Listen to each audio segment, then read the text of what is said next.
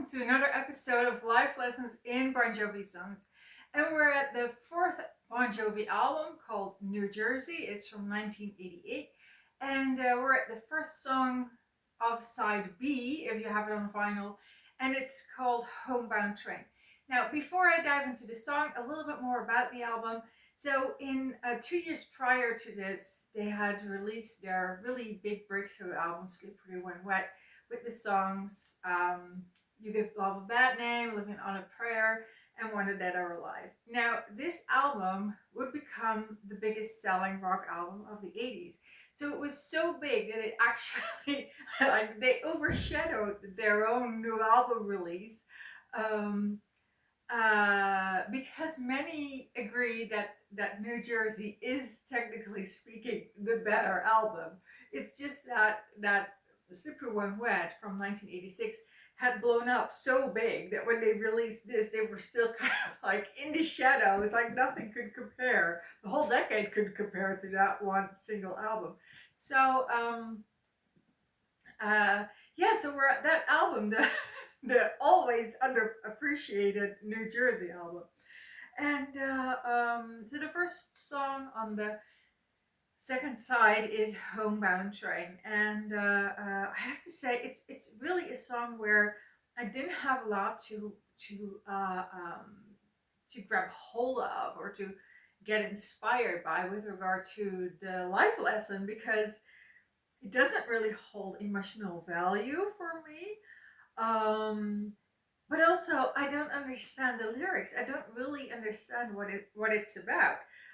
So I do have a life lesson for you. It's a good one. It's an interesting one. But just in case you think, how did you come up with that life lesson?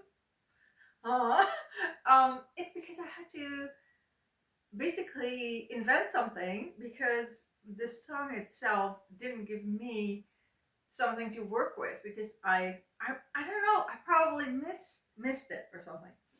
Um First of all, musically, it was a song that was a melting pot, or the result, or the kind of like the result of all the influences from their past. It was kind of like the song that brought it all together. And this is from the article All Bon Jovi Songs Ranked by Tony Kuzminski. I don't always have to use it. I have often not used it, but in this case, because I don't have a live lesson, I'm like, okay, I'm like reading every word from it. But Tony Kuzminski put this song on number 93 from all the Bon Jovi songs ranked.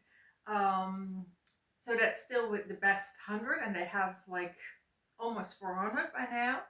Um, so he has really identified what the influences was, the musical influences that created Homebound Train. And he sums it up as Jeff Beck, Aerosmith, Led Zeppelin, and Southside Johnny. So that is how he identifies, okay, musically, that is where this song is coming from. Now, lyrically, it seems to be, and like, I'm not a native English speaker, so some of it may be lost in translation, but it seems to be more kind of like a song about, I've been on the road for so long, and had a lot of uh, seen a lot of other women, and now I'm heading home to you. That's kind of like, it's like driving home for Christmas, but without Christmas, without Christmas, kind of like that one. And you take the train instead of a car. Okay, so that's the vibe of it. Like, okay, I had my fun. It was fun on the road, and now I'm heading back. There is one sentence that really spoke to me. It's not really clear about who is being quoted in this particular sentence, um, but he says, or he sings, "There's a woman I know, said don't take no plane, better take a train, because I like it real slow. So, in other words, it's the idea of that your lover would come to you and you say, no, don't take the plane, take the train because I like it real slow. So you travel slowly towards me because I like it real slow. Kind of like indicating or winking at the sensual part of your relationship. So that's the sentence in the song that I'm going to derive the life lesson from or hook the life lesson onto. And so we have this idea of a woman saying to her lover, take the train because I like it real slow. Now, what is the life lesson here? The life lesson is that the um, when you have a masculine, a man, I'm just gonna call it a masculine, just to keep it a little bit broader. I mean, you can be born a woman, but you can have the masculine role in a relationship. So I'm just going to, yeah, keep it a little bit broader. So the idea is that a masculine is tied to the idea of the material world and creating safety in the material world, and also the idea of having a physical dominance or a financial dominance, but very much rooted in the 3D.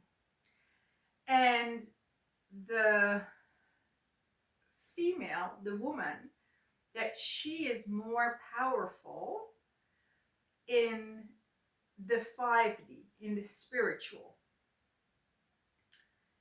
So if you, the feminine, not the woman, the feminine.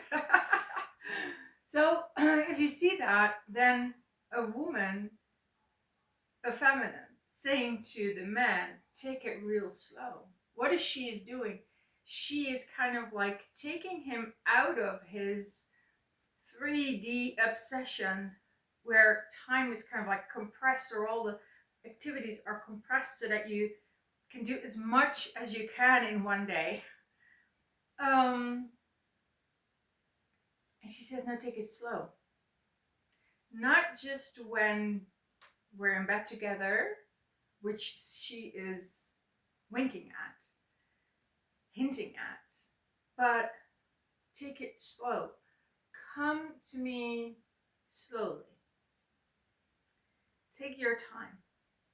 And what that does is she is taking him out of his 3D rushing as he comes towards her, and she's already bringing him into her 5D, into her spiritual realm and spiritual powers, where she can do something for him, actually. So a man who doesn't have a woman can build, or a masculine who doesn't have a woman, he can build himself a world in the 3D, but the woman can bring him into the 5D. A woman can build him up in that part that is not tangible. That is her power. So I really like this idea because it really shows where the female and the masculine, the feminine and the masculine, can really supplement one another. And I have experienced it the other way around, where I found that in order to take care of me, I kind of like overexerted my masculine power. So I was really like, I had like a image about how the world works, and I was like, I'm gonna take it, I'm gonna exert my power here. And I can do that, but it's not what comes natural to me. It kind of, it depletes me. It doesn't nurture me, and it's not my strength. So when I heard about this concept, like, the masculine, his domain is the material, and the feminine is very powerful in the spiritual, and that is where the, the masculine and the feminine can supplement one another. I was like, oh, I'm gonna leave that. So that is an interesting way to look at this sentence. Like, if you want, if you're a feminine and you want to give a gift to your masculine, then make him slow down. Make him, yeah, slow down so that he can kind of like detach from the 3D, and then you can take him to the spiritual. And the same way, if you're a masculine and you want to really give something to your feminine, you're like, you want to give her the biggest gift, then give her the gift of your 3D, space, possessions, power, protect her. So that is kind of like the exchange that masculine and feminine can have for one another. Like, one can rule the 5D, the spiritual realm, and one can rule here. And when they team up, they can really complement one another.